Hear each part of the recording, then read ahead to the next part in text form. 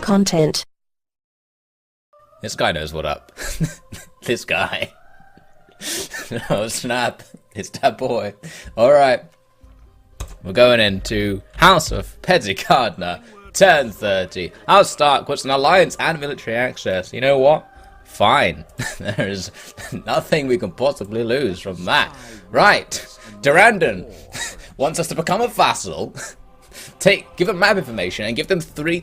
Why don't you... We've got a plan, Durandon. Just send me that bullshit. Right.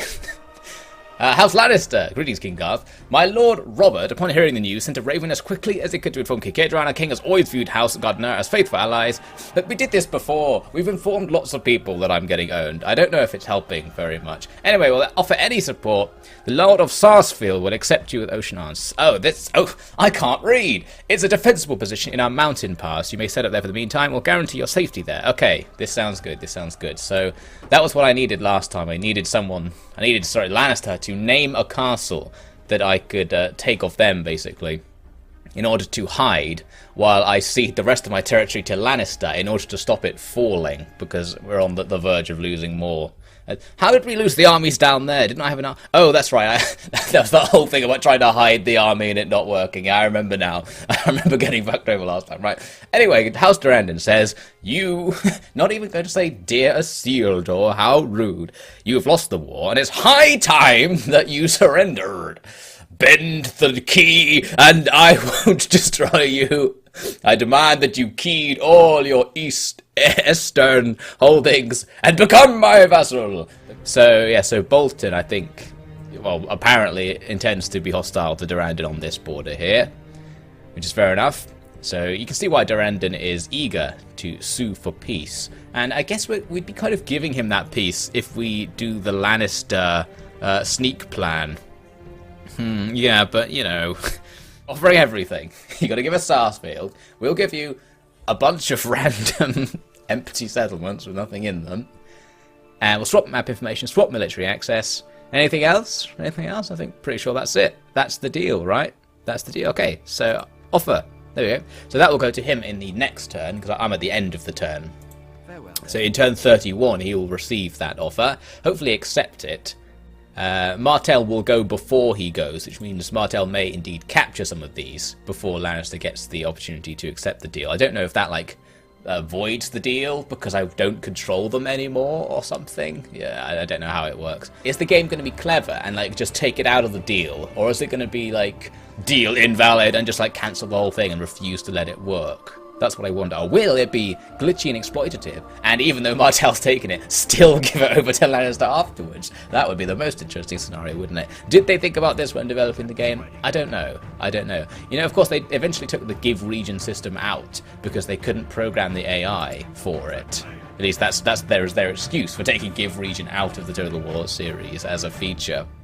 So that suggests that they did have some troubles with it, and I'm guessing they also had the troubles early on.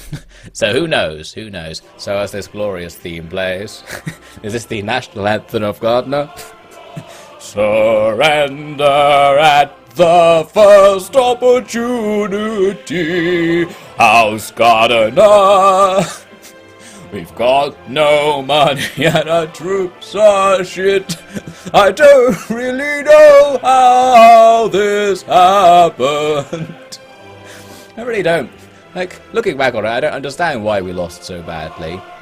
I guess it was because Martell was trying. I think that might have been the flaw in our plan. That we weren't really au fait with how to play in the hot seat, and this guy was.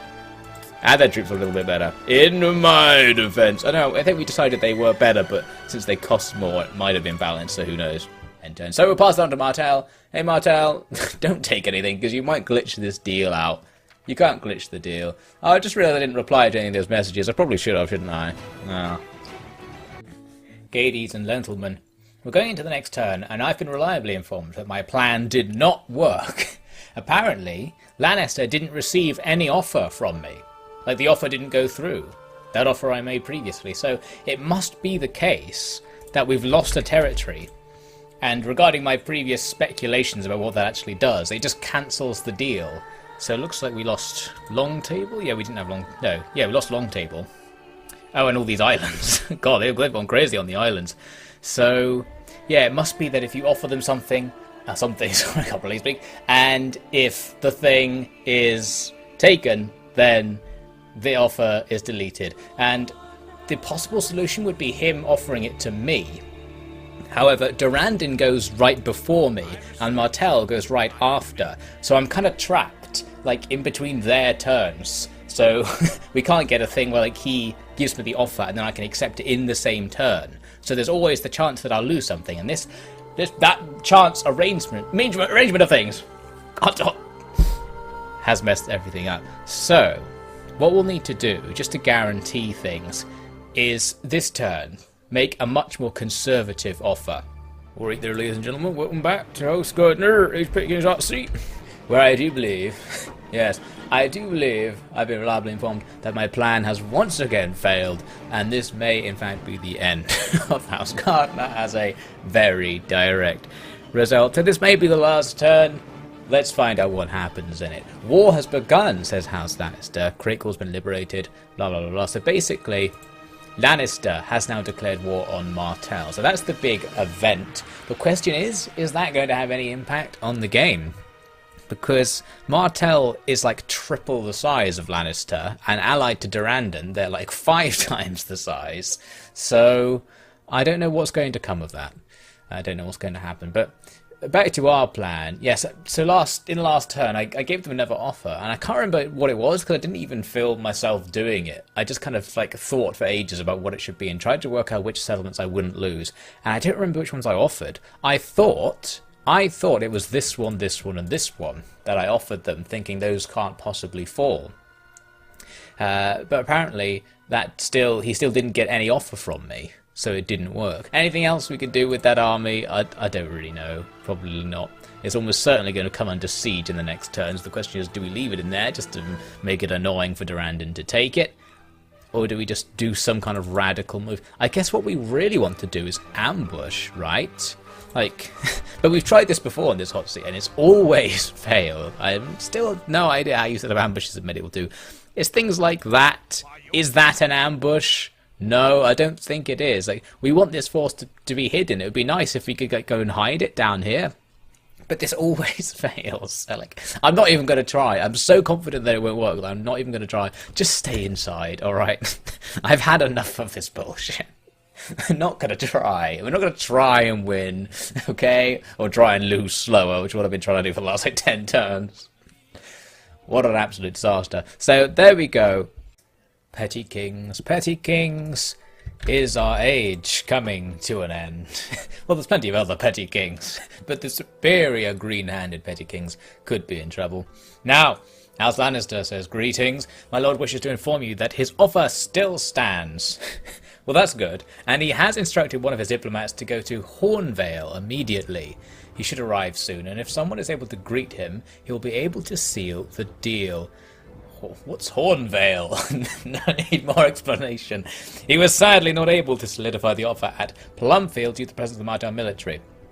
So of course I asked Lannister to just offer me a territory to get me out of the situation. And he says he wants to, and he couldn't do it at Plumfield because of the Martell military, which I don't truly understand, unless they were besieging it. We can see that they're not. So, I don't really know what that means. Anyway, House Durandon, your heir, Prince Paxter, is under siege. Who the fucking hell is Prince? I don't have an heir. Who's this Prince Paxter claiming to be my heir? Wait a second. A Dustonberry? Can we open this? Like, oh, there we go. Paxter, Prince of Highgarden. But wait, bring that back. No, not that one. Bring it back. Prince. I think he might have a. He's just called himself. I don't. Wait, open the fucking family tree. There is no prince. I knew it. I was sure it was just Garth. I was like, if there had been another family member this whole time, I would have been really pissed off. I was so convinced that there wasn't. So I don't know who this Paxter guy is. He's declared himself Prince of Highgarden. Highgarden down here, been under occupation for a while, so don't know how he got this title. I think he's just decided. He's the prince, and it's caused confusion for Durandon because the fact that my guy's claiming he is one of our royal family, he can now try to like ransom my royal family to me with a surrender offer, saying, "Aha, we have your son," or at least someone who keeps claiming to be your son. What do you mean you have no son? What is this all about?